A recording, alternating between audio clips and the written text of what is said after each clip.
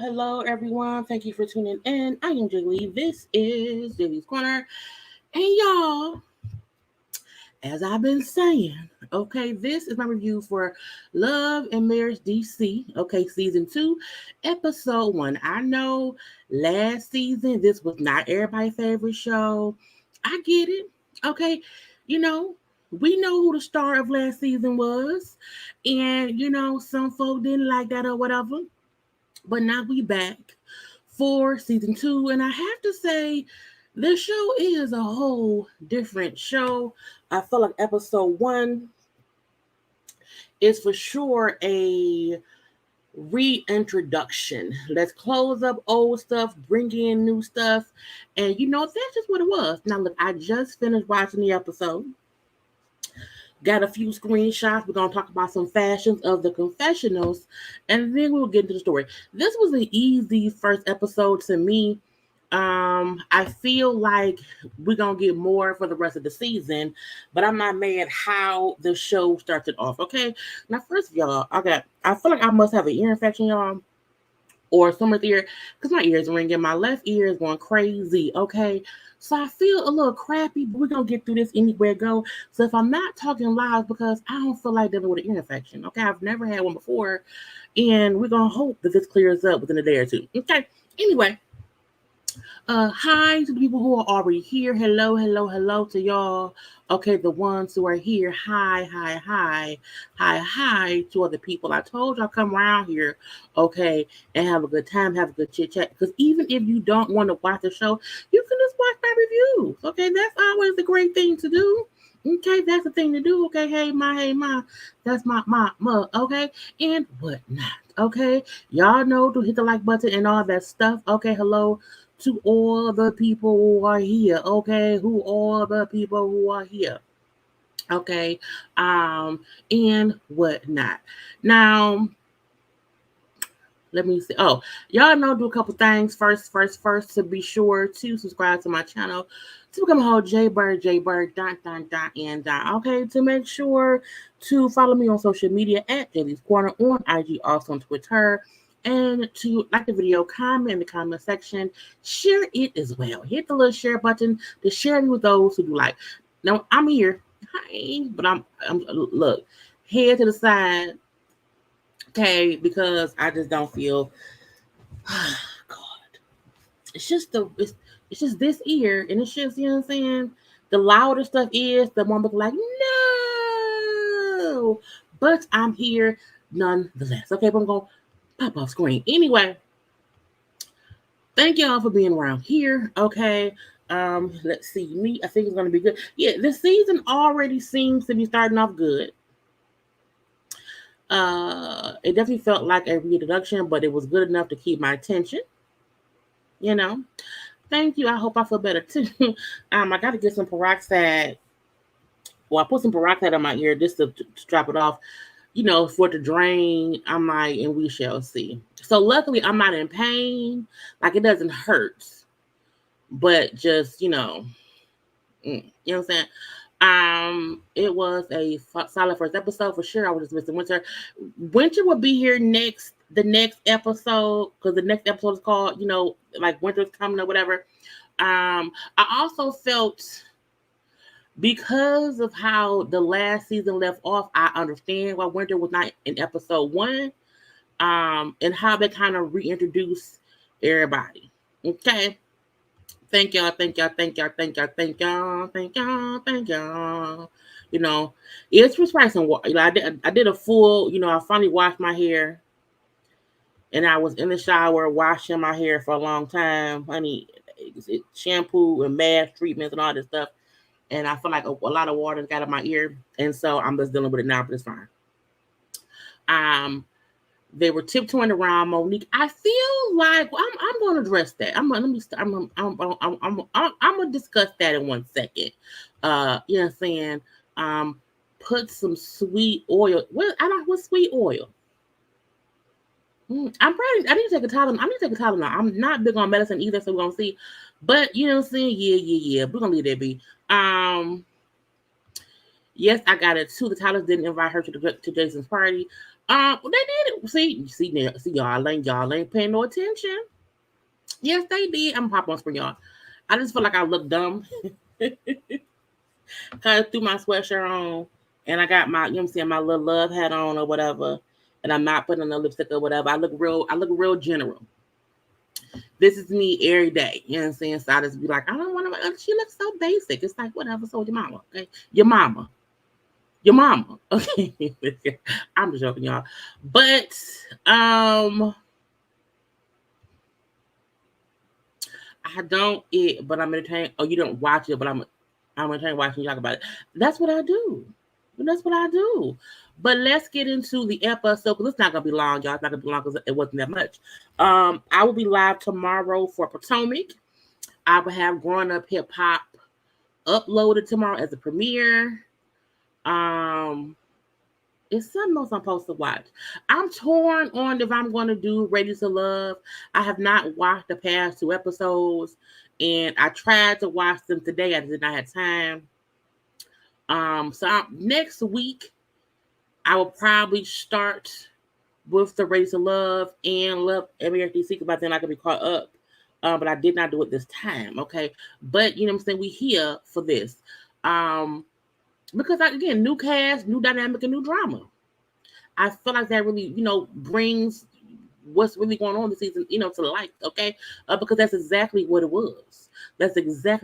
Okay, so let's get into some of the confessions. I'm like, they had so many confessional. I was like, why is we getting all the confessional looks in episode 1? I was like, what is going on here? Okay. But first, let's, discuss the elephant in the room. Let's discuss Monique. Because somebody did say, you know what I'm saying? They, you said they were tiptoeing around Monique. I don't feel like they were tiptoeing around Monique. So this is the thing. This is the gotcha.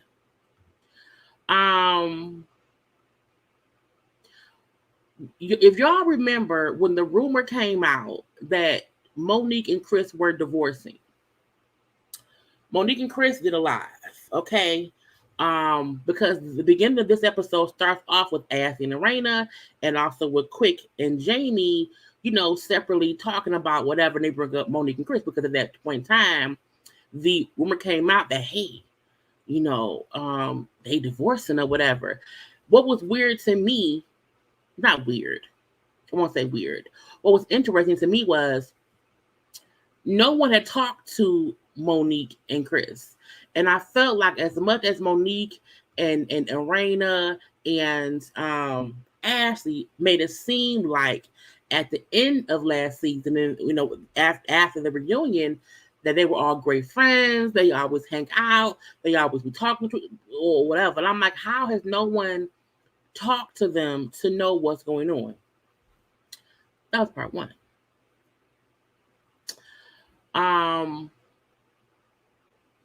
Seeing Quick and Jamie talk and knowing they ain't talked to Chris. Y'all ain't cool? What's going on? Now, when Erana and Ashley was talking, Erana said, well, I know for a fact they did separate and they are living apart. Okay, living in different houses. Okay, living across the state from each other. So there was some realness to the rumor of them separating. Okay, fine. Now, again, no one is, I don't know what to believe. I don't know, but I hope this, I hope. At that point in time, with them shooting these scenes, no one knew that Chris and Monique was not coming back this season. So when we see them talking about them, it's because they're supposed to be on the show.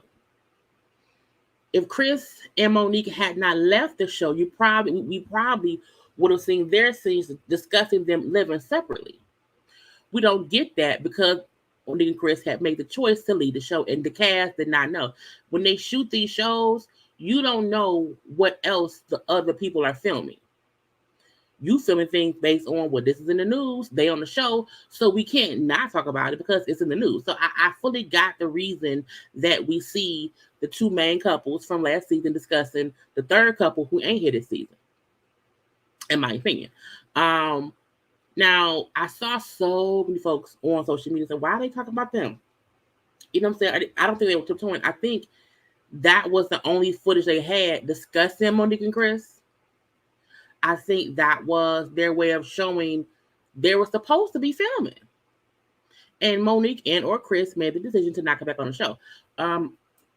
When I saw the interview Carlos did with DJ Sky, he said they discussed Monique and Chris, you know what I'm saying, a little bit in this episode, and that's it. So to me, that means they're not going to discuss them anymore unless they say, oh, you know, they come back. Well, we know they're not back. We don't care. So I'm happy that they addressed what was going on in the news at that time. And it was, they didn't know.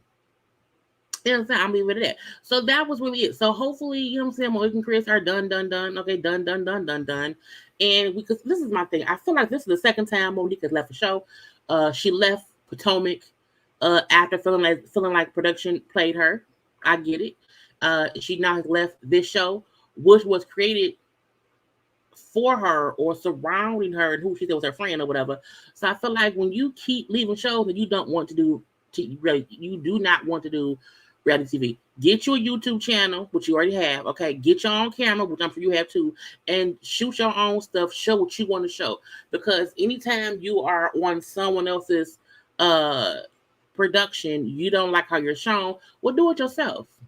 But in my opinion, Monique does not need to come back to any other show that is supposed to be based on her reality because she ain't gonna like how they play her or how they make her look, as she would say. So whatever. But they gone. It's fine. Okay, now let's get into the confessional. So they went. Let's get into it. So Ashley and DJ Quick, or not DJ Quick. Look, what's his name? Fun Size Quick, or whatever. So y'all know Ashley last season was not someone I was fond of. And she's already on this season, you know.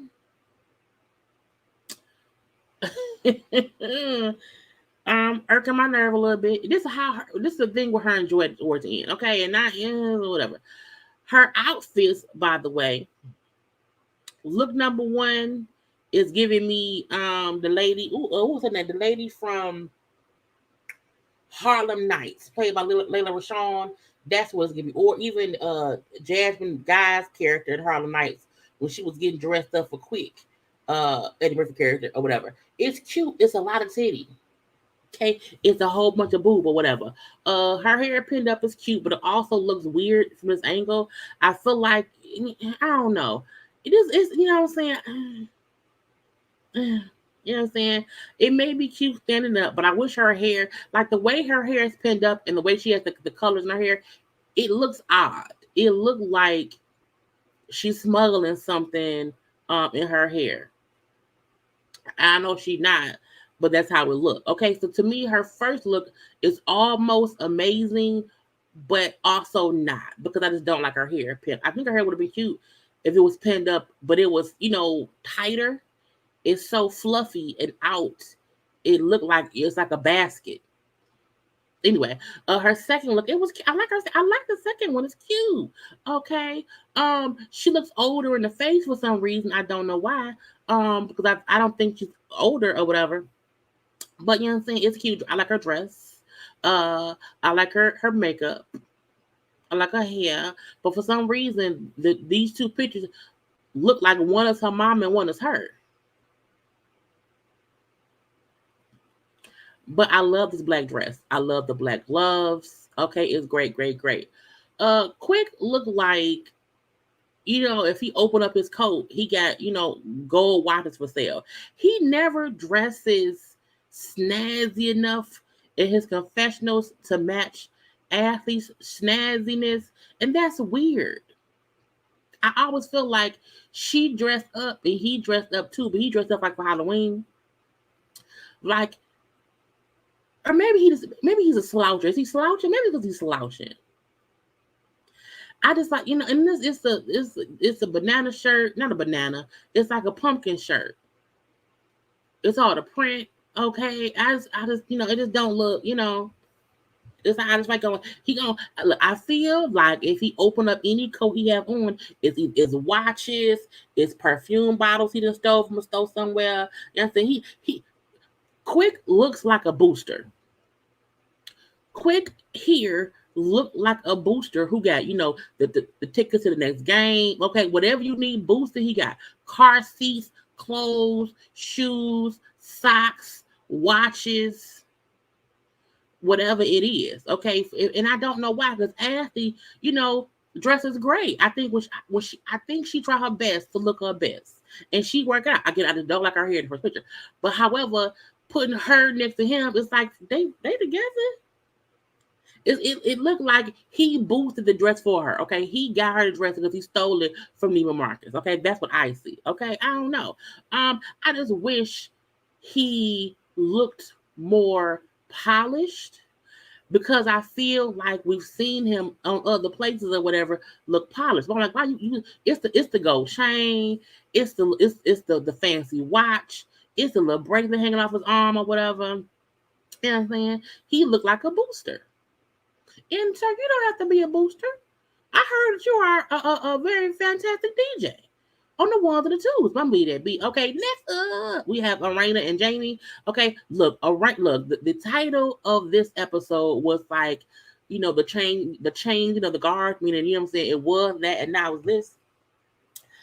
Monique, I feel like last season, okay, Monique was supposed to be the grand wizard. She was the big to do. Okay, we all came to see what she would do. And this season, Erana easily stepped right into the queen of whatever. Queen was the queen of DC. Okay, the queen of DC choose or whatever, and she is running the girls. She is in charge of the girls. Okay. When I say Erana came through looking amazing, I say, come on now, Erana. Come on now, girl. And let me show you. Let me just, not to compare Erana to Ashley, because they both are two beautiful, successful women in their own rights. Okay? Boom, pow, pow. Even though Ashley gets on my nerves a little bit, she is still a beautiful, successful person. Boom. The difference is Erana looked like she's trying to look fancy. She looked like she's trying to go for a certain look that someone told her would be cute. Erana, to me, looked like that shit is in her closet. Erana looked like she picked what she wore and she knew she looked good in it. To me, somebody is styling Ashley and it's not coming off as that's how she would want to, what she would want to wear. When you do a confessional, like I know I look whatever. Don't judge me, do yourselves, okay? But I still feel like when I'm getting dressed, when I get dressed, I get dressed. I don't get dressed based on what I think anyone else would want to see me in. I also don't get dressed based on what anyone else tells me to wear. I get dressed based on what I know I'm gonna look good in. And this comes off as if somebody probably dressed her or styled her. And she said, oh, okay, cool. Erana was like, no, ma'am. This is me. Okay. This is my stuff. It is what it is. Okay. I was like, come on now. Come on now. Now, she has not much makeup, simple hair. Even though I don't like her earrings, I think they're too big or whatever, I still got what she was going for. The fuchsia dress, amazing. I even love the big ass ruffles on the shoulders. Okay, cute. Now, would I have liked her hair to be pulled back off her shoulder? Yes, I would have. Okay, yes, I would have. But she had to show y'all she had a long weave. Okay, fine. Okay, I don't mind it because the hair is only across one of the shoulders, and we still can fully see the dress. Her second look, gorgeous. Fits her like it's also a way to have titty, but not too much titty. And I said before, there's a lot of titty right there, a lot of titty, okay? But it was a way to show the cleavage of it all, but not be too much. The second look, the black, even though she looks a bit different in the black look, she still looks amazing. Just amazing. I really wish I could see her shoes. I'm gonna leave that be. Now, Jamie, I don't know what penguin suit Jamie was. I said, what in the penguin hell going on here? Okay, what is a flapper? This is a black and white tux. I'm like, but the girl that vest he got buttoned up so tight. I'm like, can he breathe? Is Jamie? Can he breathe? Somebody get Jamie and make sure he can breathe. It's tight. Okay, it's tight. Okay, but again, his suit was a suit, and to me, he at least looks a bit more dressed up than the booster. Okay, you have a booster, and then the personal store you probably boosted from. So even though I don't really like Jamie's tight ass vest up under the jacket, it looked better than the booster in his loose ass pumpkin shirt round here. I'm leave that be. But I'm like, it's just and it's like, why the bow tie so big? It's like it's a droopy bow tie. I know what it is. I'm just saying. But Jamie, it's fine. But again, him and Erana as a unit complement each other in their fashion. Okay, I'll say that. Why do I say that? Because in the other two looks they had, yes, they had all the looks. Okay, Jamie and Erana had all of the looks. Okay, she had 4. We got all 4 in one episode.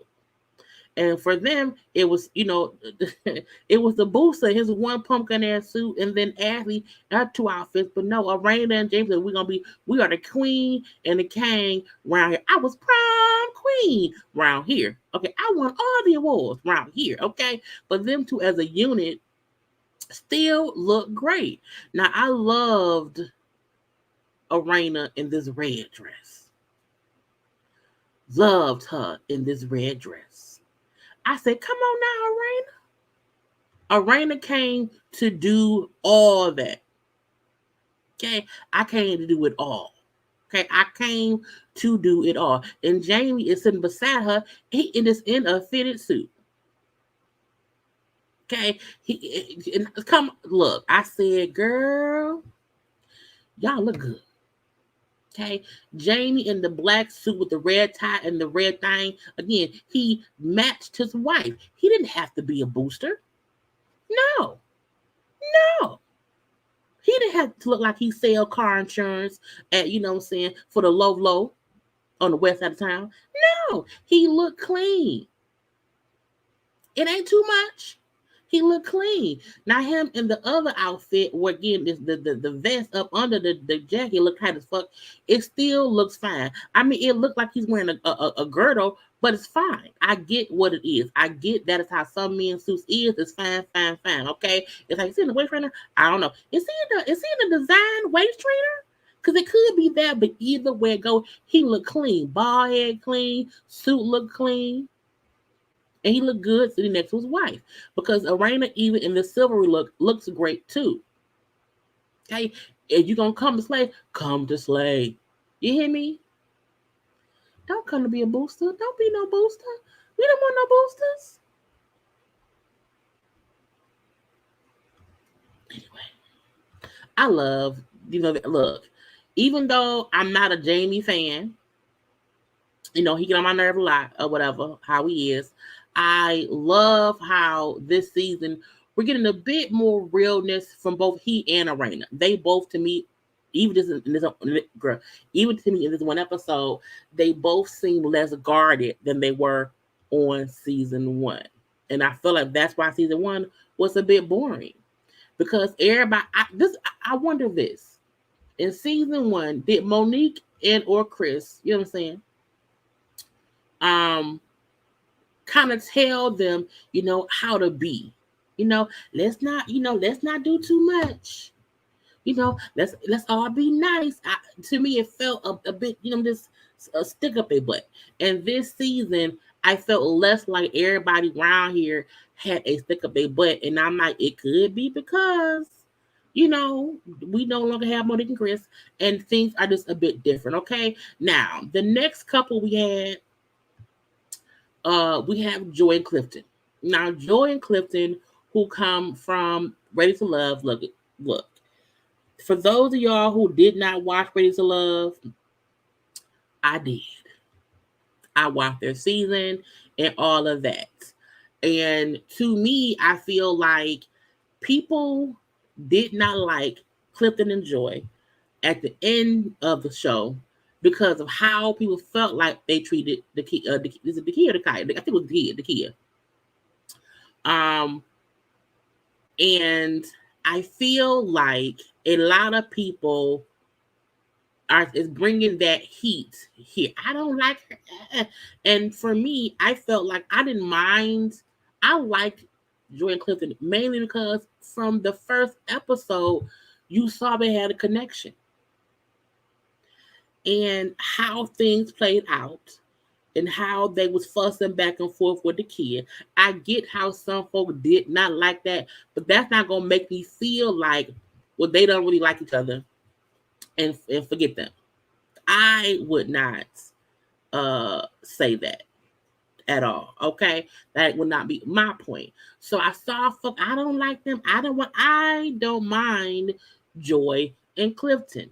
Now I also love their look here. Okay, the golden dress. I love her hair being pulled back. It's really, really cute. Him in a simple black suit. Now, Clifton, throw some color up in there. Your gold watch cannot be the only thing that to throw some color up in your stuff. You should have had on a gold shirt or something to break up all that black. I'm just saying that's what I would prefer. Okay. Anyway. And then their other confessional look, again, this is how you can wear a suit. You see how Clifton and Clifton and I don't want to call that man the booster, but Clifton and the booster, Clifton and the booster suit is kind of the same color, but how they look different because Clifton looks a bit, he's sitting up. The shirt he has on under it is got a pumpkin.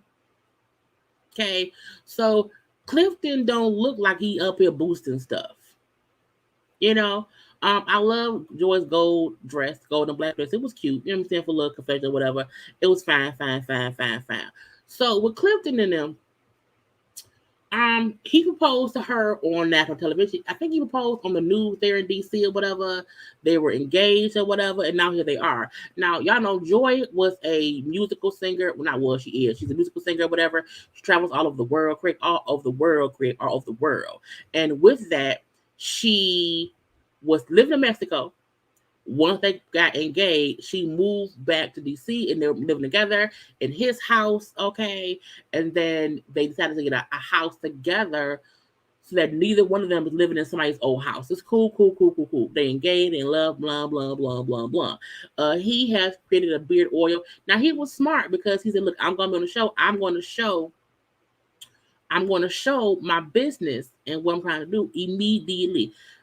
If you're going to ever be on a reality show, you should always make sure to show and promote your business. Him on episode 1, yep, this is my stuff. It's coming, buy it. Buy it. Okay. Now, they say they in love. He has 2 boys, 18 years old and 4 years old, by 2 different women or whatever. So Joy is now a new bonus mom, and they discuss, her coming here, her being a single woman, not having kids or whatever, and coming into a place of having to be a bonus mom to 2 kids he shared with 2 other women or whatever, and how that dynamic can be. Now I wonder, will we see any dynamic of him with his kids' mamas, and would any of that be played out? You know what I'm saying? This season or ongoing. I do wonder. Um, I feel like when you are a single person and you get with someone who had kids, it is a whole different dynamic, because you do have to get acclimated to that person's life. Our kids can be really, really fickle or whatever. So I'm loving the fact that this is a whole different type of love and marriage. It's someone who is getting married and have to blend stuff, and this is going to be different. So I want to see what's going to happen. I'm not taking anything that happened on Ready to Love into Love and Marriage, because Ready to Love was a dating show. They met on a dating show. I feel like you cannot watch a dating show and then see people become a couple and then not want to see them, succeed as a couple. That's weird to me. Okay. Because to me, how they talk to and fuss with the Kia wasn't so horrible that I wish, them. I don't wish them well. It's like, whatever. Yeah, it was wrong for y'all to be fussing at that lady, whatever. But we all knew that Joy and Clifton were end goals for them. They were each other's end goals. Even if Clifton played the game to stay on the show, but it still end up with Joy. I don't think they up here faking it for TV. I don't. I think they like each other. Now, will it work out? That we will have to wait and see. Okay. Anyway, but that was really the gist of her and him at that part. Let's move on to Ashley and Quick. Okay, now, last season, I feel like we had the perfect marriage. We're great, great, great, great, great. We love each other, and that's what it is. Well, this season, Quick is still busy. Okay, he's busier than ever because he was on a show that made folk know who he is. Everybody on the show should have gotten a bit busier since first season. Okay, just period. They had a live-in nanny before. Okay, the live-in nanny is no longer the live-in nanny. Now she is Ashley's assistant. So she no longer has to help with the kids, but she has to help Ashley, which will probably include still helping with the kids. Now she says she's busy because she has her book she promoting and also her podcast. Again, if you are on the show, talk about what you have going on. That's just smart, in my opinion. Okay, so her and Quick in the room talking about the nanny who's gonna be there, whatever, and it's weird because you can tell whatever this argument is, they've already had it time and time again, about raising the kids and their son who's 14 and how Quick feel like, you know what I'm saying, the nanny nor Ashley should be the ones waking their son up for school. I'm like, besides he's only 14, like 14, 15, like he's 14 or whatever. Quick feel like the son is older. Well, first of all, the fact they have that dog and she had that dog on her bed, I say, ma'am, get that damn. Look, I am not a pet person, but I just feel like I would not be able to sleep in the bed that I know somebody's dog, the dog in the bed. Ugh, oh, mm, mm, mm. Anyway, but he was like, why is the dog in the bed? And she's like, he can, we not sleep. No, get that damn dog out the bed. Get that damn dog out the bed. Anyway, Quick feel like Ashley babies their son. Quick feel like, he's old enough to get up and wake up on his own. He's old enough to get up, wake up, and get ready for school on his own. He should not need the nanny. He should not need Ashley get up out of her sleep to wake him up to go to school. That's what he feel like, okay? Stop babying him. If he don't wake up and he miss school, that's on him. Let him learn and grow up and blah, blah, blah, blah, blah. Now, father saying, let my kid miss school was dumb. That part was dumb. However, I think it's like, no, don't let him miss school. He may be late and get in trouble. But don't just say, forget it, I'm not gonna wake him up or whatever, let it be. There was a point where I fully agreed with Quick, and the aspect of we have to allow him to start getting himself up.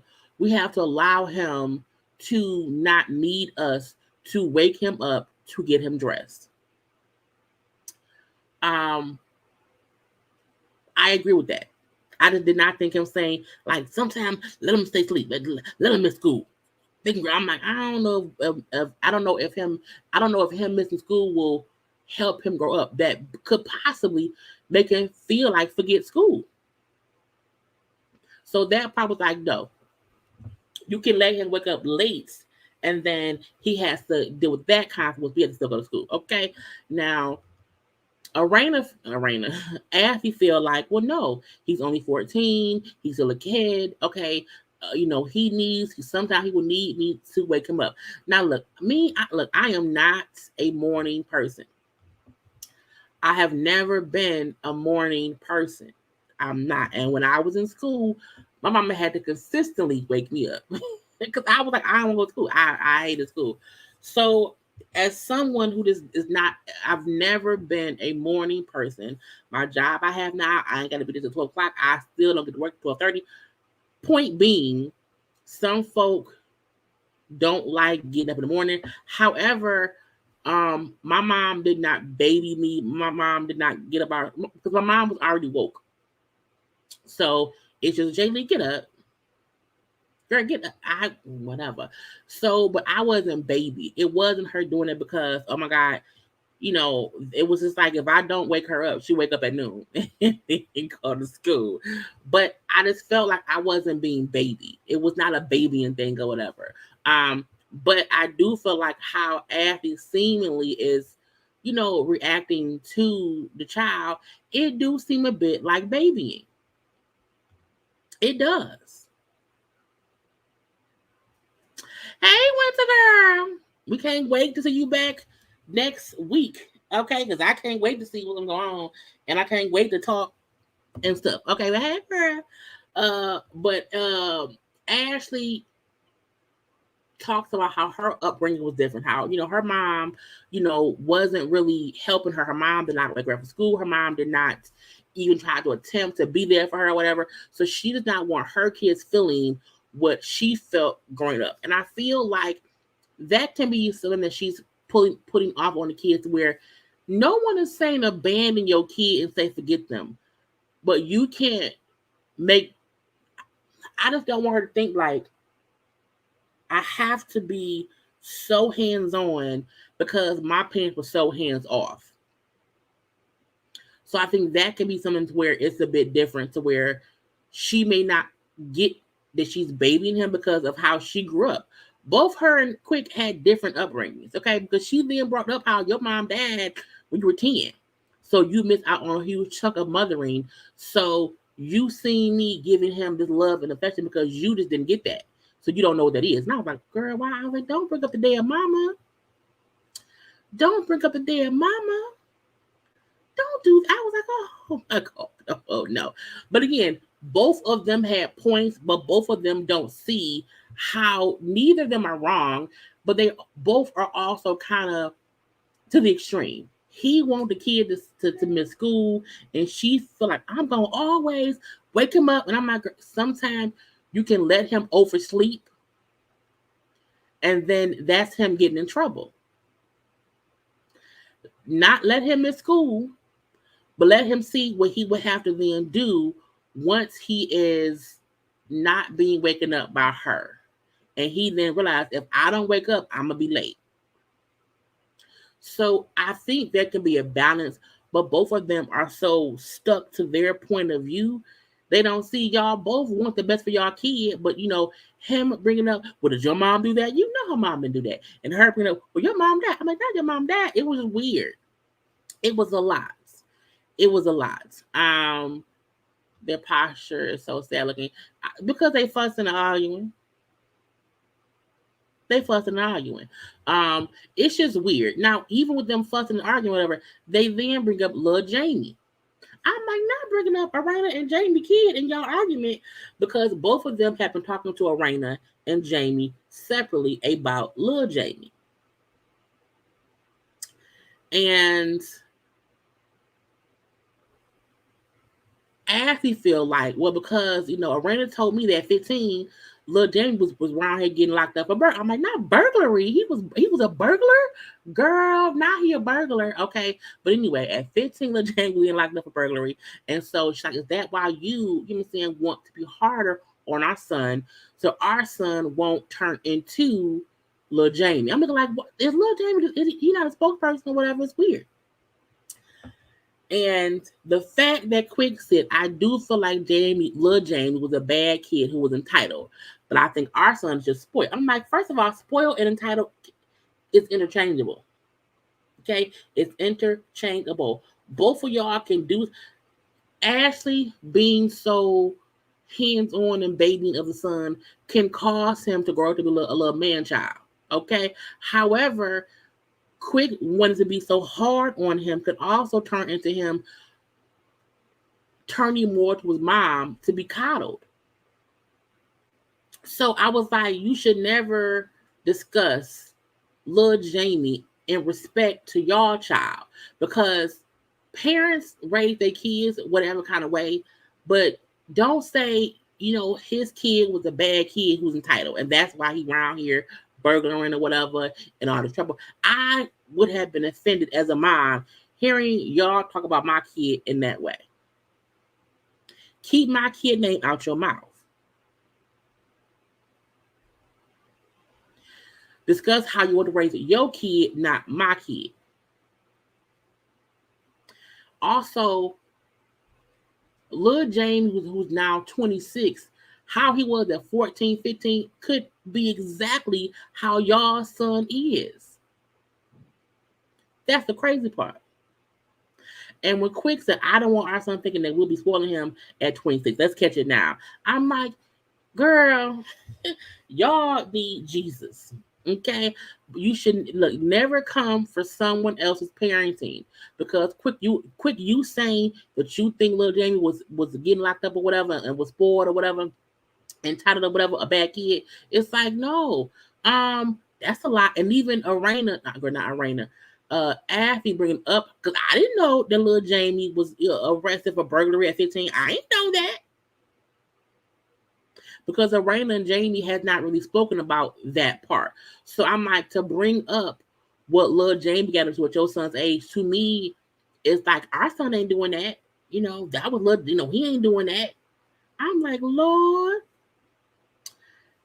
Right, kids are supposed to be off limits. The conversation would not work on Huntsville, and I do wonder if once seeing this, seeing things or hear what's being said, could that have caused a rift between Erana and Ashley? Because we see them get to some kind of argument later on in the season. So I'm just wondering. Okay? But as I'm just a hands-on parent anyway, and I'm the one who's always here more than Quick, so I'm gonna have things. And that's the thing. Erana brings up, not Erana. Ashley brings up how much Quick don't really be around. Where Quick always working. So you're the one who's always there. I would always kind of sort of knock you not even here at 6 a.m. to wake our kids up. So you can't tell me what to do when your ass ain't here. But I'm leaving it be. Now, let's move on to Jamie and Erana. Okay, do I have that picture up? Where is Jamie? Oh, I forgot to put this whole thing up. This was them fussing. Not fussing in the cardigan. Girl, anyway, Jamie and Erana.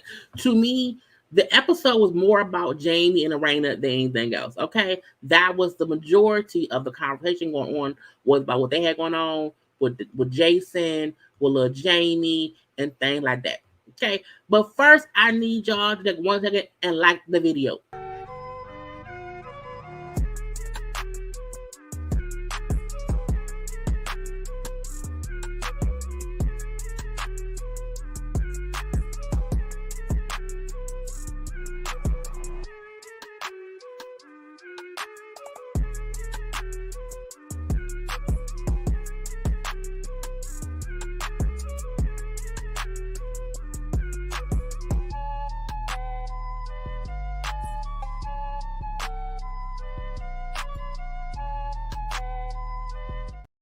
Because y'all know liking is the thing to do. Okay. So let's get back to Jamie and Erana. To me, Jamie and Erana will be, the couple of the show. Not only have they been married for the longest time, to me, at least for episode 1, we're getting a lot of their story. A lot of what's going on with them. And I just feel like not saying that anybody else is less than on the show, but I feel like, girl, all these looks. But so we find out. I found out after the reunion aired last season that Jamie was actually a cop. And the reason that in season 1 he was not so vocal about this or that was because he was about to retire. And he was just trying to stay quiet because he was a cop. Okay. So he was a cop for 25 years and he briefly retired at 49 years old. And when Quick was like, I had no idea you was a cop. I'm like, nigga, you ain't know you was a cop. It's weird to me when folks say we good friends, but you don't know what your friend do for a living. Well, that's not true, because I forget all the time what people do, because it's not my business. But I will remember if a friend was a cop. That part I would remember.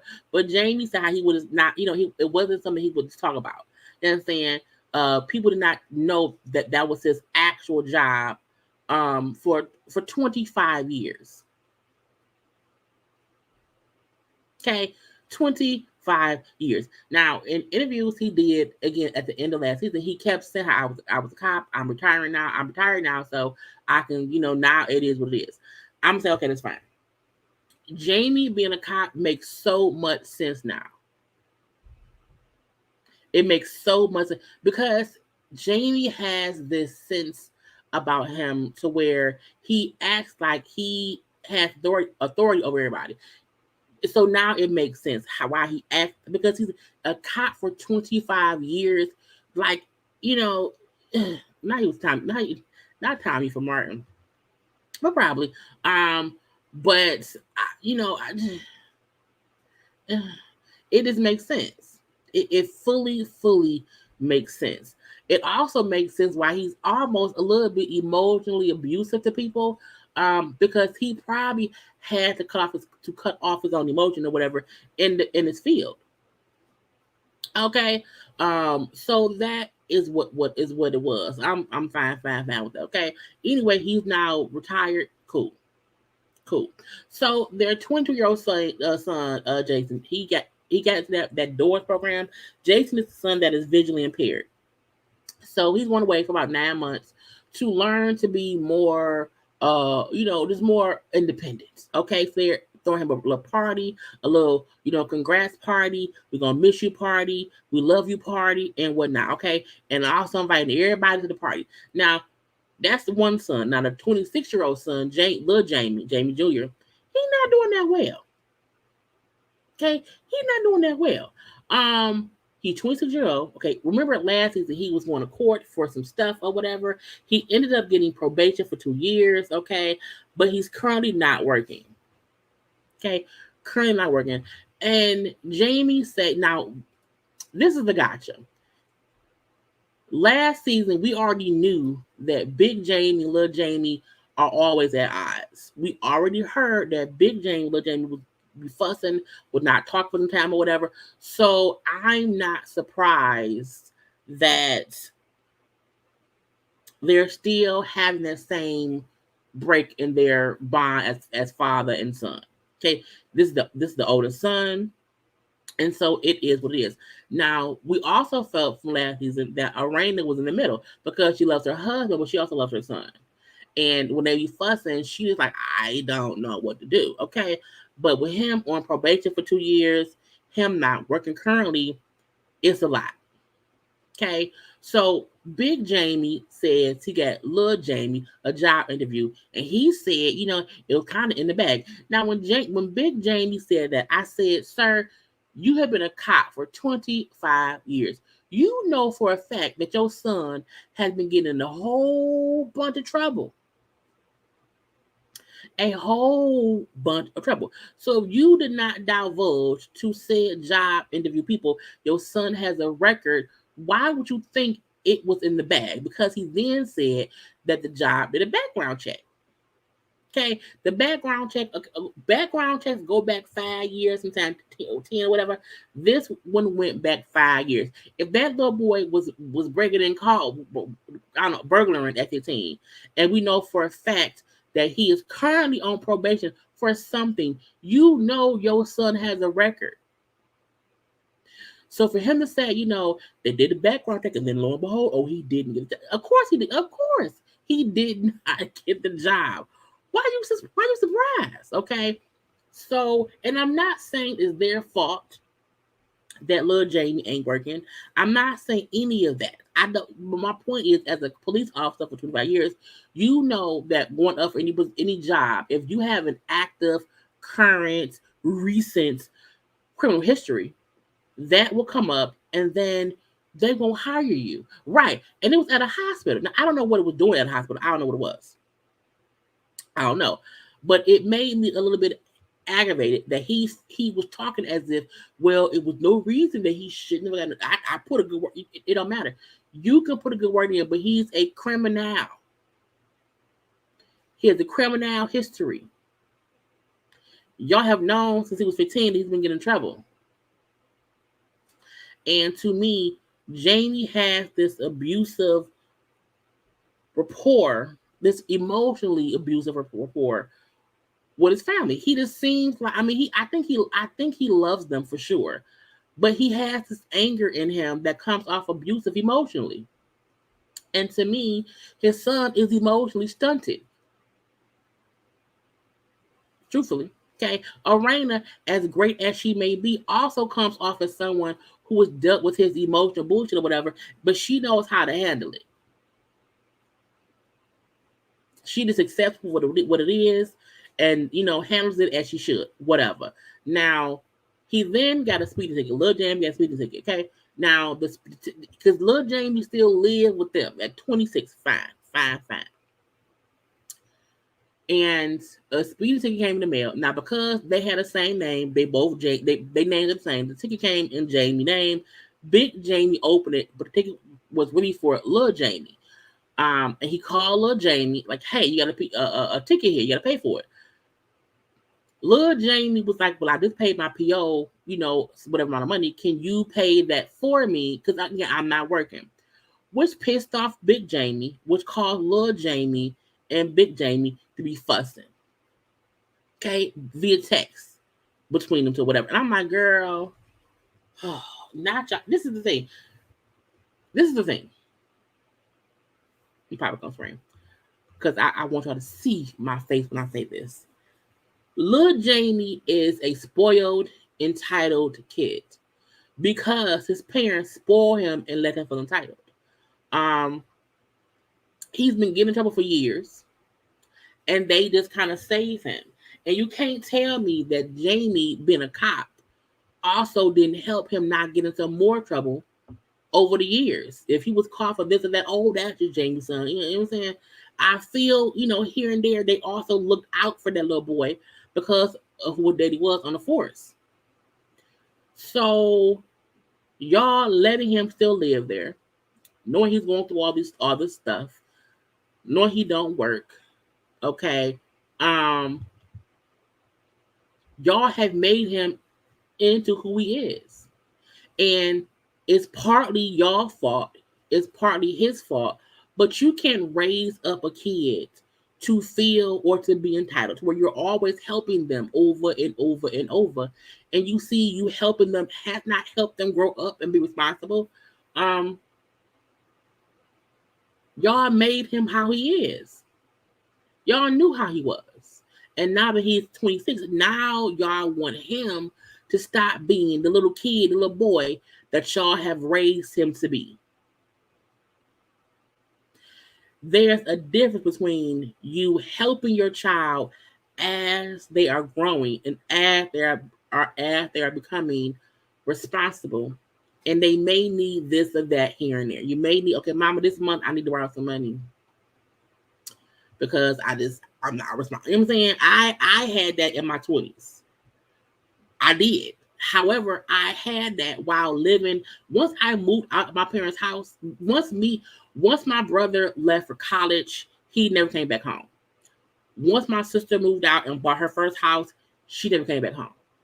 Once I moved out of my parents' house, I never went back. And we never went back. Even though our parents helped us here and there over the years, we still was fully able to be self-sufficient with their help. And it wasn't any coddling. And it wasn't because if we fell on our face, we couldn't come back home. We can always go back home. But our parents raised us to be sufficient to sustain ourselves, even if we needed help sometimes. They have not done that for the kids. They haven't. Now I get the fact that Jason, who's the one that's visually impaired, he needs them because he literally has a disability. Little Jamie is just spoiled. They've always done whatever for him. He's still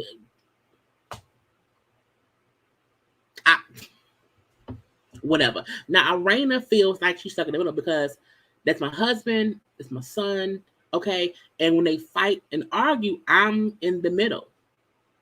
I'm in the middle. And it's weird because she said that the text between them two or whatever, she got pissed off when he said, when little Jamie said to Big Jamie, well,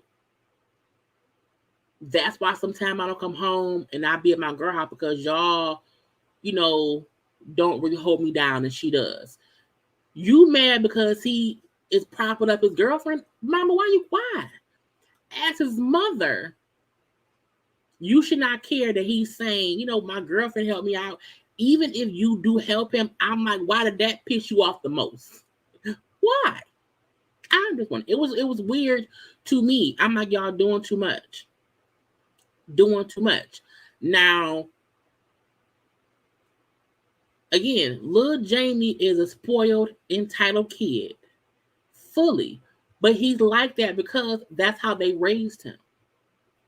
When we see Caucasian stars, kids who are just as entitled, it's because y'all raised them to be that way.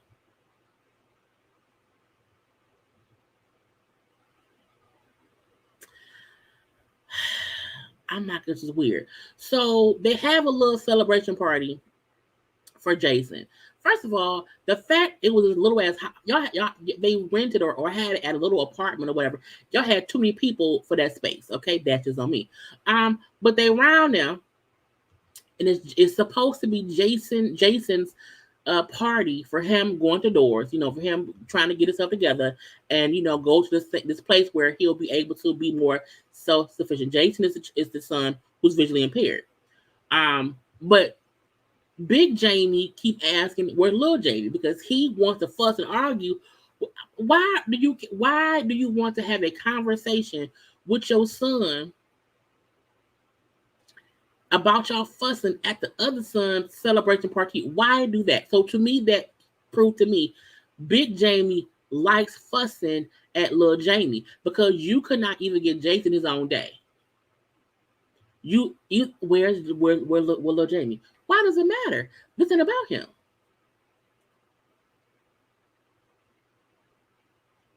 For what? Poor K. Jamie and Rain said little Jamie fired the girlfriend family because there's no structure or okay. Well, this is the thing. They look, Jamie and Erana cannot say when he goes elsewhere because the other family don't, he never had no structure with them. Because when shit go wrong, they just help him. He go elsewhere because, it's probably less of them fussing at him. But y'all raised him that way. And now y'all want to be hard on him and y'all don't understand that y'all helped cause the situation. Jamie and Erana should have the right to not help him do shit because he's 26. But you can't be surprised if you have been helping someone and coddling somebody for 23 years. And when you don't want to do that anymore, they're pushing back because they're used to you doing everything. If your boss lets you get away with murder for years at the job. And then out the blue, you know what, employee, we want you to be on the book. The employee is going to be paid. What the fuck you mean? What do you mean? Because you're used to stuff. When your parent is always paying for stuff and that they pay for whatever, you get in trouble. It's like they just let shit roll off it because you're their baby, you're a child. And now they're tired of it. Said kid, like, what the fuck you mean I can't borrow money? What you mean? What you mean? But to me, Jamie at this party, Big Jamie at this party, wanting to talk about little Jamie, to me showed he likes fucking with that boy. Because this whole event was about Jason. Jason, who is 22, visually impaired, going to the Doors program because he wants to be. Jason wants to be better. He wants to not have to depend on his family for him to live. That's what this should have been about. But no. They been knew them helping Lil Jamie wasn't helping Lil Jamie.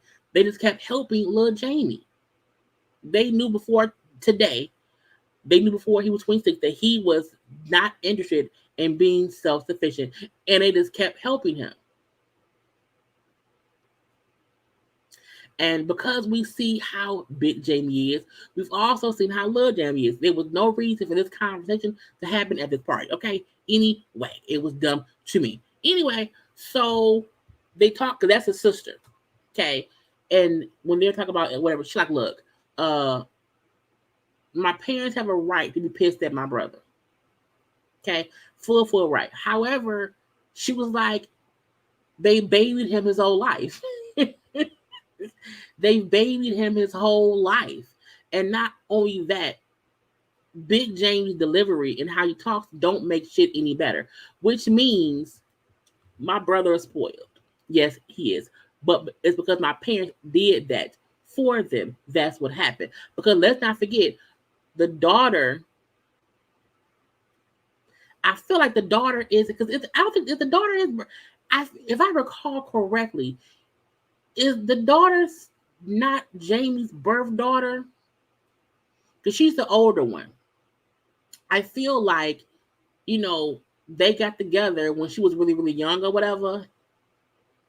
Not saying that makes a difference, but I feel like how the daughter was probably raised, which is a little bit different. So to me, her acknowledging, like, you know what I'm saying? Look, they babied that little boy. Because that was their first child. They babied him. So she sees it from a different standpoint. I saw y'all baby him his whole life. So that's on y'all. I also see how Jamie delivery is, it be on some bullshit sometimes. That doesn't make it no better. Because you're being emotionally bullyish to your son who you babied his whole life, as if, you know what I'm saying, that was gonna help some shit. And when you can say, Dad, how you talk to said brother ain't helping shit. We all know that. Okay? Now, we're going to pause from that conversation because Clifton and Joy get there. Now, this is the reason I don't like to see, that's why I'm like Ashley. So, because again, it's a whole bunch of people at this small ass apartment for Jason's thing. Now, while they're waiting to figure out, is Jamie coming? Where's little Jamie? They're talking or whatever. Hey, Clifton. Hey, Joy. Congrats on the engagement. Hey, y'all. How y'all doing? Fine. Okay. And when Joy then says, just so you guys know, I'm saying, I'm going to be on a panel for the Steve Harvey and Marvin Harvey Foundation, even or whatever. I was invited to be on the panel. Okay.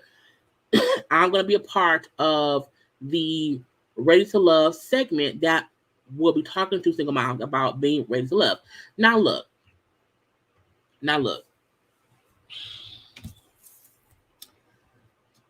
People have this notion that if you're not married if you don't have children, that your advice on life just doesn't matter. If you are someone who is not a single mom, how can you talk to a single mom? I feel like single moms are more than just single moms. They're also single women. So when Joy said, I'm going to be a part of the Ready to Love segment, I'm like, she was on a show called Ready to Love. And she got with a guy who has kids. So I'm being tossed into loving someone and their children the same way you single moms will bring someone into your life who will have to love your kids. I feel like Ashley and her friend, part of the peanut gallery, did not even stop to think about how different conversations from single women could go when talking to single women who are mothers.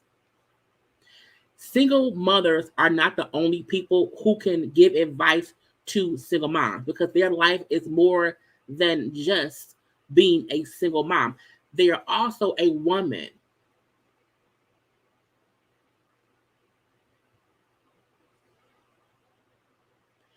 And the fact that I don't think Joy's point or the panel point was we need to get people who are single moms to talk to single moms. The Steve Harvey Foundation, whatever, they be having all kind of stuff. They have all kind of panels.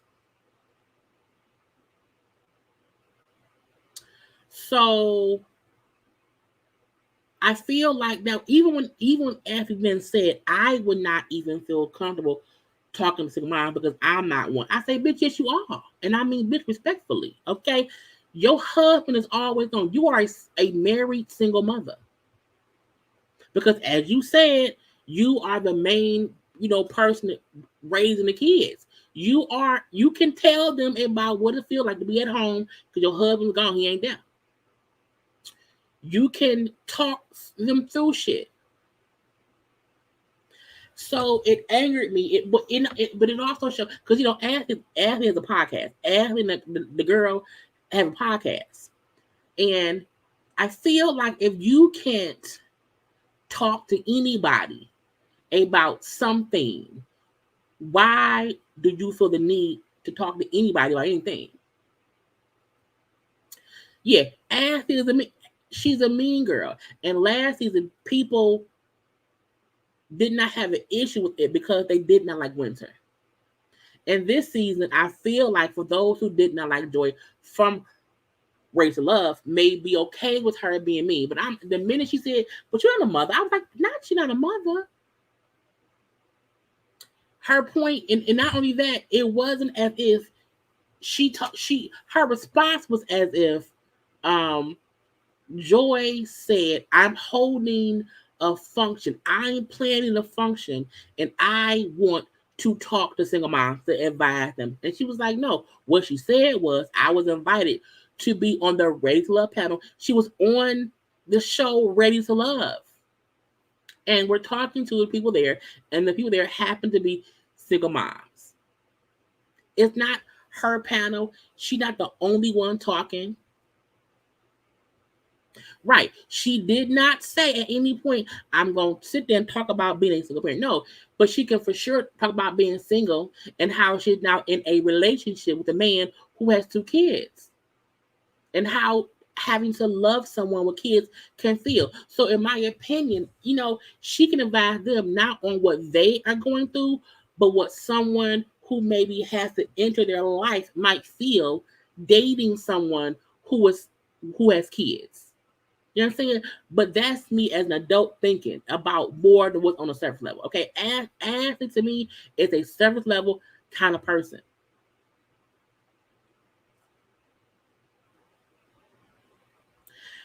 Joy should have said, "Take that up with Marty Harvey." But no, she said how it's not my. It's like I was invited. Like she was in. You know what I'm saying? I'm a girl. Ashley is a mean. Ashley is a mean girl, and for that reason, I don't see it for her. I don't. I feel like every season from last season on episode 1, she did the same shit to Winter. that mean girl, snotty ass attitude or whatever on some bullshit, then the friend, because I feel as a single mom, you know what I'm saying, that don't nobody care. Don't I care? That's like saying single moms can't talk to single women. You can. You can. Everyone can have an opinion on being a woman doing this or doing that. And the fact that before, for at least from what we saw, before Joy could fully say what was going on, and what? You're not married. I mean, no, you're kids. Why? And her friend, I agree. Girl, look, bye. People on these shows always get booked for these panels. It's a speaking engagement. You give your thoughts on being ready to love, or your thoughts on dating someone who has kids, or whatever it may be. Ashley gets on my goddamn nerves, and I'm like, how did she do that on episode 1? And the issue to me was, it wasn't that she felt how she felt. Is she felt that instantly before she even let Joy explain anything. The fact that she said, I was invited to be on a panel, meaning it's not just me. Meaning it probably is other women there who have kids, who are single, who were single. You did not allow her to explain shit. You just cut her off. You don't have any kids. Shut up. Shut up. And even her, I would not talk to single mom, because you, but your husband, you are in a way, you are a married single mother. And the gotcha was the fact that Erana was the one who was like, why is this an issue? Like, why is it a discussion? And this is supposed to be about Jason or whatever. Even her saying, like, Clifton looked uncomfortable, because again, it was Ashley comes off like a bitch. It's that simple. And she don't need to. She really don't. And I don't like it. I don't like it. I don't like mean girls. I don't. I feel like you are all too old to be mean girls. Period. I think being a mean girl is childish, it's petty. It's this is not necessary. It's just, who needs it? People go through enough bullshit in life to not have to worry about a grown ass woman being a mean girl, because you don't have any kids. Do they know you don't have any kids? Do they know that? It's like, we know that. You know what I'm saying? It's bullshit. And the fact, I like the fact that Erana realized, why is it like, why? For what? Why?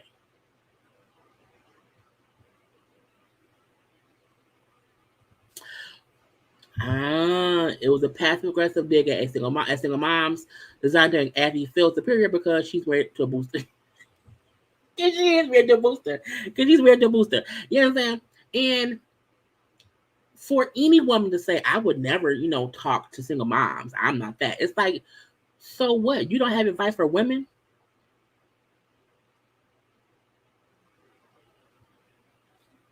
It's one thing to give somebody back the bull stuff they give you. If somebody was, to me, Ashley be mean for no reason. She be petty and bullish for no reason. She is a high schooler in her head for no reason. You're a grown woman. And there's no reason for you to act that way towards someone who, in my opinion, gave you no reason to feel some kind of way. And I like the fact that Clifton noticed it. And Clifton then said, baby, you're gonna do great. Congrats to you getting booked for something. It really was about saying, hey, this is what I have coming up. You know what I'm saying? Why not say congrats versus saying, oh, you're not a mom? And again, wrong was wrong, right is right. Ashley was being messy. And I like Erana, and I think Clifton, he didn't look happy. He did not, because he noticed someone trying to play his fiance on camera. On the cameras. Period. I feel like if you see someone coming at your girl, yes, say, babe, congrats, babe. You're going to do great. Okay? Because the conversation is going down a path of her having to defend herself being booked for a panel that she didn't create. The fuck? So I also like that Clifton spoke up for her, but not in a way that would have made something worse.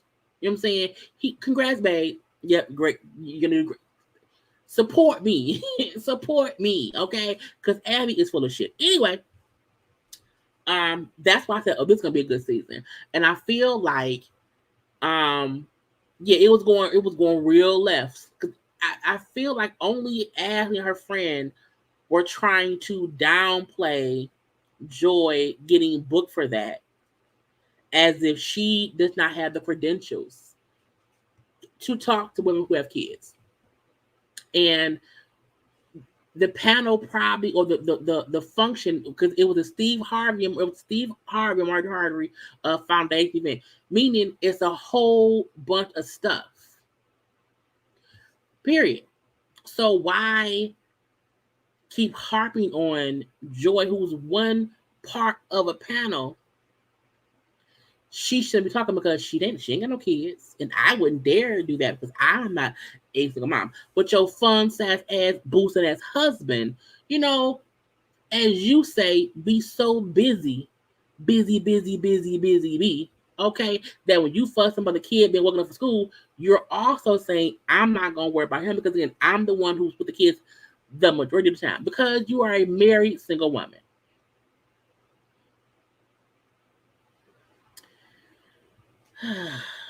Look, I really hope, not that I hope Joy and Winter team up, because to me, both of them can handle their own. I feel like Winter handled Ashley last season. I think last season, because all of them will accept Monique were new to the show, to being on reality TV. I think all of them um took a step back in how they reacted. I still feel like Winter can handle Joy. Winter can handle Abby and so can Joy. I feel like we may get more of authentic reactions because um no one is trying to not stir the pot. I think Winter thought last season that, Monique had her back, and we see that she did not. I think everyone was trying to tread water lightly. I don't think that's gonna happen this season. And that's why from episode one, I'm like, I like it. Because everyone seems more organic. I like the fact that Joy was going back and forth with Ad. Like, girl, you're not going. I was booked for it. What do you mean? It ain't my family. I was booked for it. You know what I'm saying? I like that. Yes, and clearly Marjorie thought highly of Joy and asked her to be on during that segment. Meaning, if we are talking to single moms, it can be it could be a segment from single men, from grandmamas, from whoever's. But she's a part of the Ready to Love segment, which to me meant probably people from the show who was one. Steve Harvey and Tommy, who host Ready to Love, are friends. So I'm pretty sure that people from the show, you know what I'm saying? It's you know what I'm saying? So I can't wait to see how things progress this season because it's gonna be great. Okay, now both Clifton and Joy also said that what Abby did came off as hate. I agree. It came off as hate. It did not come off as congratulations. It came off of I want to hate on you. I'm being the mean girl, and that's it. I don't like it. Get out my face. Now the ending of the whole thing. Okay, Jamie fussing with Lil Jamie. The aggravation I had because this party was supposed to be for Jason. Even we seen how an artist made a drawing of Jason with raised edges or whatever so that he can, touch it and feel what it is. At first I was like, hey man, I said, he can't see that. I was confused. I'm like, he can't see that. So, but when I found out, oh no, he's gonna have it was like raised edits so he can see, like, braille. He can feel what it was. That was smart. To me, the whole moment should have been about that. Seeing how Erana and James was crying, because they baby boy Jason, was going away or whatever. That was very touching. Then when little Jamie got there, and Jamie just had to have this kind. I'm like, why do you need to have this talk right now? For what? You don't need it.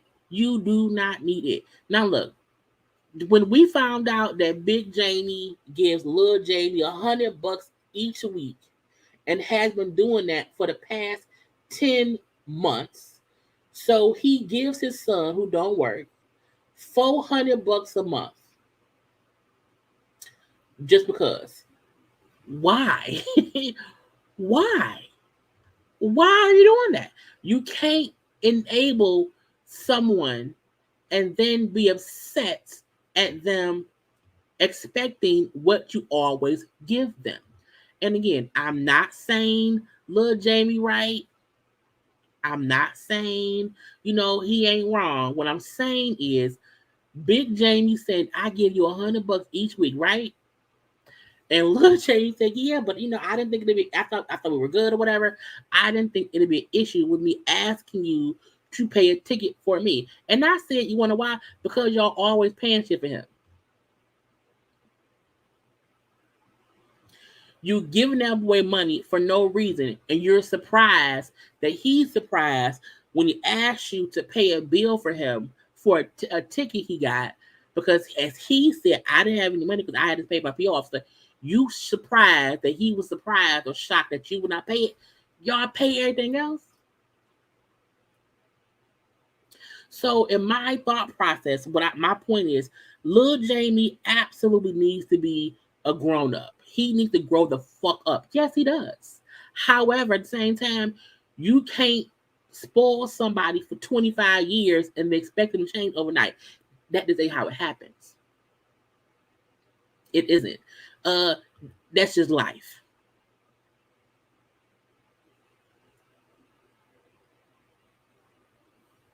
It's life. You already give him money for no reason. You called him because the ticket came to the house. You called him and say, hey, a ticket came. You know that boy don't work.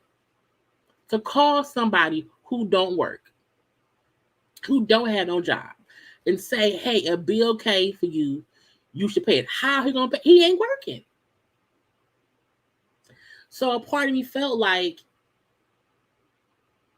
why did you ask him? You know he don't have no money, except what you give him. So I was like, that was gonna be an argument anyway because he ain't got no money. The fussing back and forth. We see the fact that Jamie is emotionally abusive to that boy. He is. Okay, it is what it is. We also see that little Jamie is just not responsible, and he feel like they owe him because that's what it is. 2 + 2 is 4. That's just the math. Things ain't gonna change overnight. And what I felt like when Lil Jamie said, when I did not get that job, and you knew I wouldn't because you knew I had a rap sheet. You knew that. You then was pissed at me as if we both did not know I had a record. I agreed.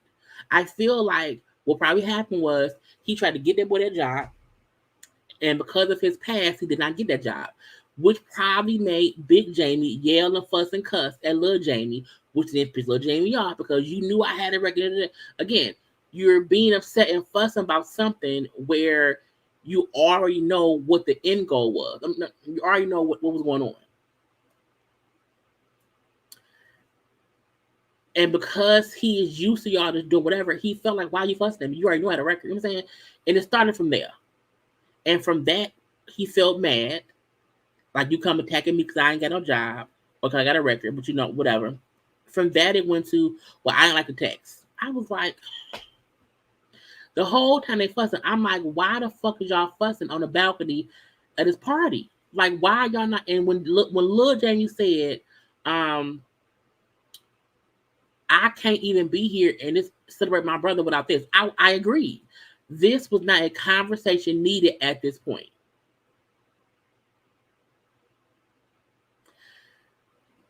Because y'all was already beefed out.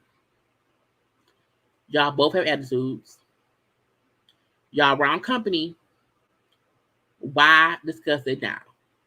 And the fact that Big Jamie kept just bringing up everything that made him mad, I'm like, this not going to be a conversation where nothing was going to get resolved there.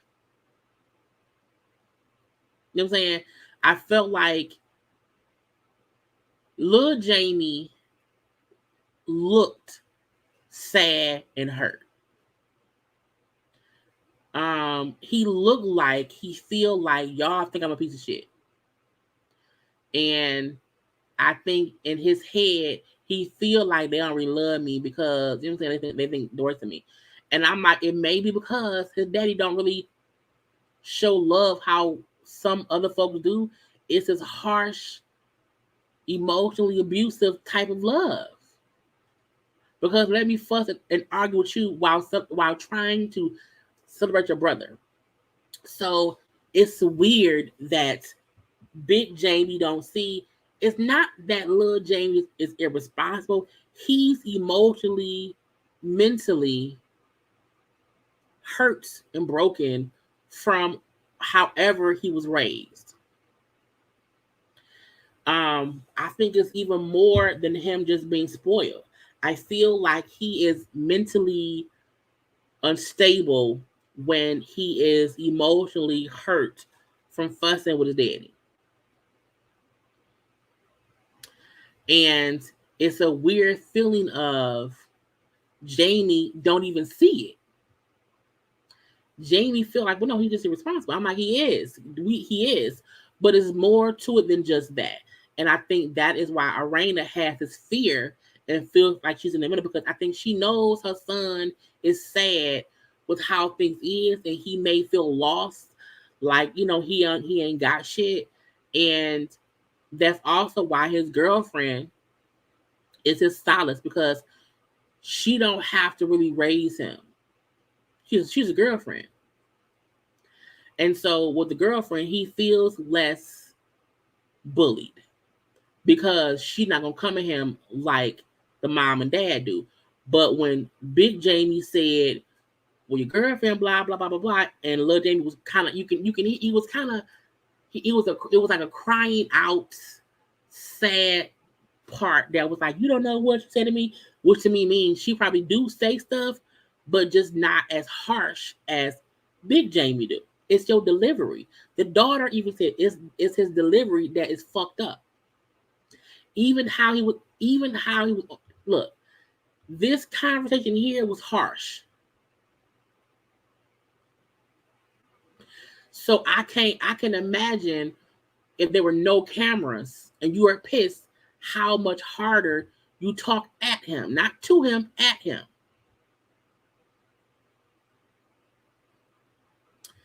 And I think people forget. People fuck up. People be irresponsible. Jamie is little Jamie is irresponsible. He is. He is a spoiled kid whose parents has allowed him to be this way. But in the middle of them allowing him to be this way, there was a part of him that was ignored that you can see in his eyes and how he reacts and how emotionally he gets when fussing with his daddy, how broken he really is. And the surface level of what's going on is Lil Jamie being irresponsible. That's surface. The deep down shit of that too is that boy needs some help. Period. And can't nobody tell me different. It's not as easy as Jamie saying, well, get a job. You know, you can work, because Lil Jamie like, I don't want to work security. I won't do that. Cool. But you have to do something. We know that. You have to do something. And he don't know what he want to do because he's broken. Because Big Jamie has probably talk to him so harsh, so brash, that he don't feel like he can go to his father and say, Dad, that I don't know what I want to do. I don't know, Dad. I don't know what to do. I don't know. I don't think he feels comfortable even going to Big Jamie because of all the shit they have battled over the years. And he, so many people see little Jamie and see, oh, he ain't, he just need the. It's like it's more than that. It's really, really. Little Jamie comes off as someone who has been emotionally abused for years, and he's, he out here living or whatever. Yeah, he is. He's out here allowing his family to help him. He is.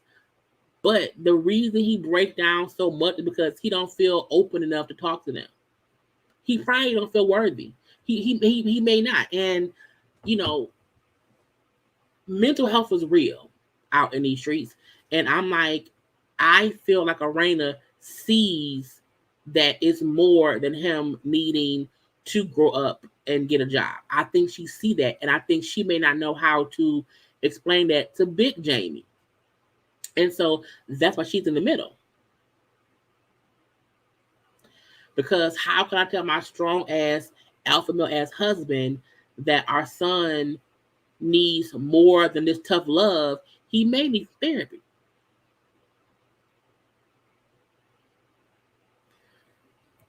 Because there's a lot going on. And I was like, girl, I just think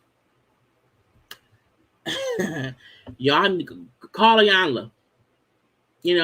Call Ayanla, call whoever it is that we can get on here to help that boy. Just realize you do need to get a job. You do need to do shit. It ain't nobody's fault but your own that you have this on your record because you did these things. However, you can't allow that to be the reason why you out here being a piece of shit and not working or whatever and getting pissed at folk who won't pay bills for you. Jamie and Erana, y'all can't be upset that someone you've always paid bills for is upset when you no longer want to pay their bills. And that's a reason to why you really have to pay close attention to if your kids are mature enough to be on their own. Little Jamie not. Neither Jason. And now that he's 26, to me, Big Jamie just wants to, I won't say beat down, but he wants to bully badass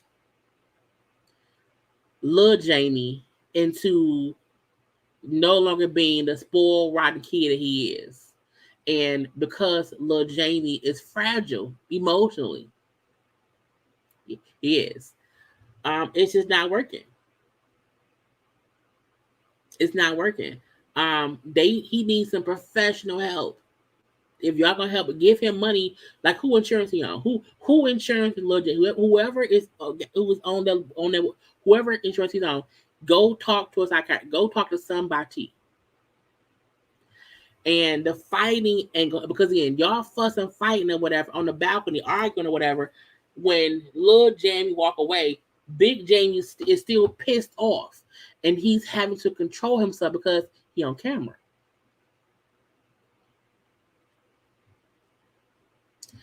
And when Lil Jamie leaves, and Big Jamie is complaining so quick about Lil Jamie, producers then say we need you in the hallway because Lil Jamie in the hallway on the floor crying or in emotional wreck or whatever. And the fact that when Big Jamie came out there like ready to fight. I'm like, look at that's your son. And yes, sometime in life, I know father and sons get into physical fights. I get okay, whatever.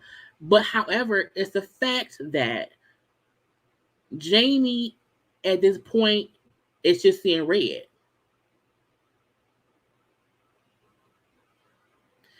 And Big Jamie is like, don't play with me.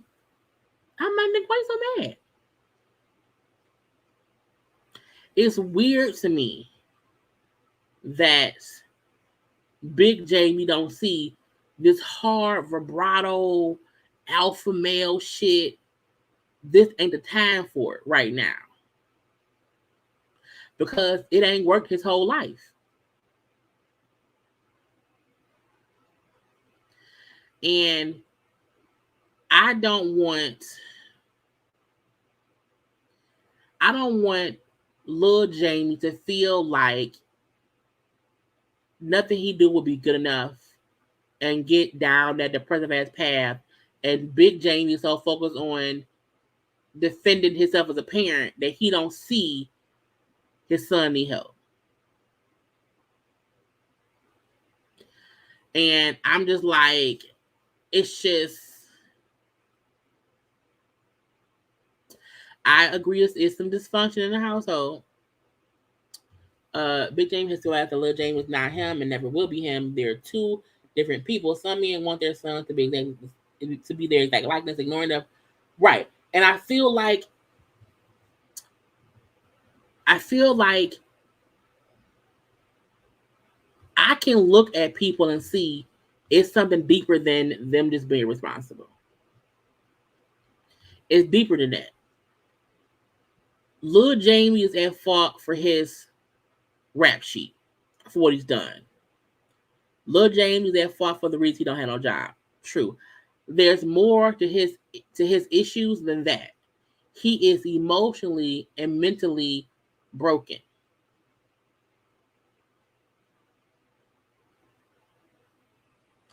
And anybody who says for 25 years, the people I know in life did not know I was a cop. Jamie was out here playing Billy Badass or whatever, and you can't tell me that a part of him not acknowledging that he's a cop in these streets or whatever did not transition to the home, and him, just maybe not being the best father emotionally.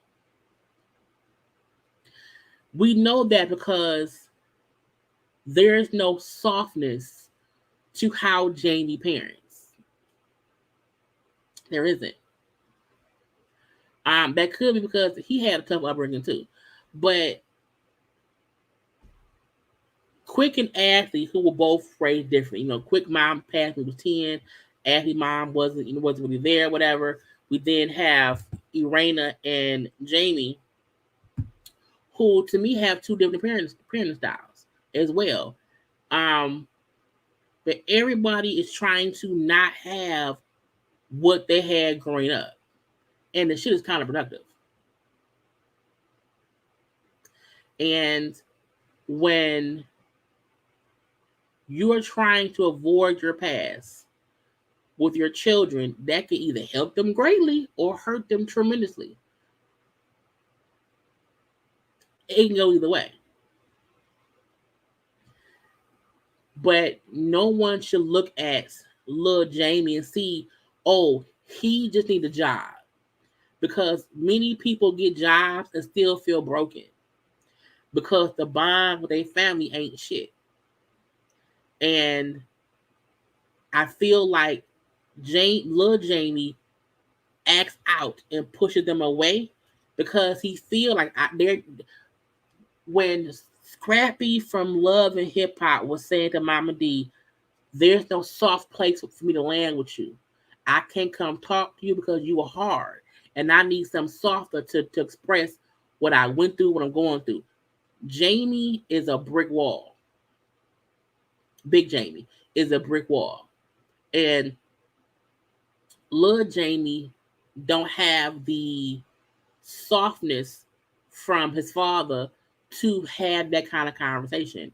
I feel like Jason is different because I feel like Jason has always had his mom like, you know what I'm saying? This is his mom. I feel like Jason and Big Jamie dynamic is different than Lil Jamie and Big Jamie because Erana probably took the reins in helping raise Jason and deal with him in his disability. I feel like Lil Jamie could have just kind of fell by the wayside. And when somebody is going through things emotionally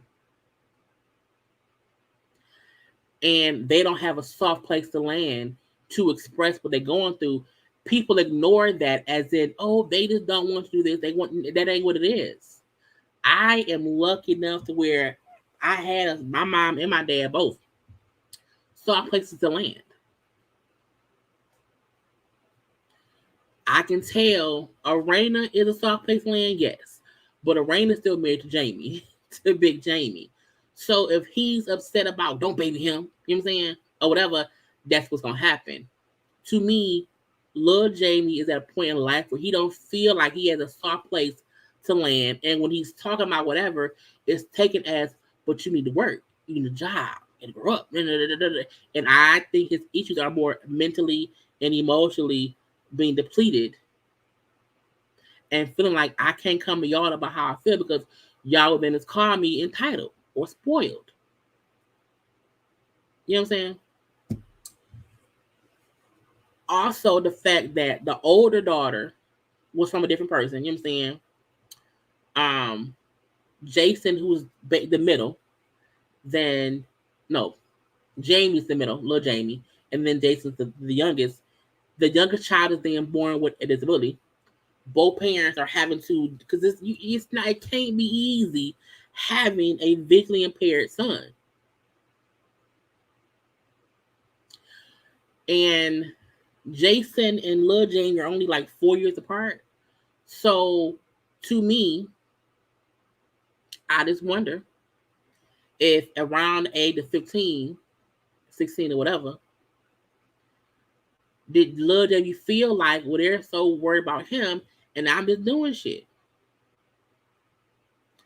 And it just kind of keeps going and going and going. Because again, Big Jamie comes off as someone who's not emotionally open with his feelings. Man up is what I give him. So I'm not surprised that there's a more strained relationship with Jamie and Lil Jamie. Because to me,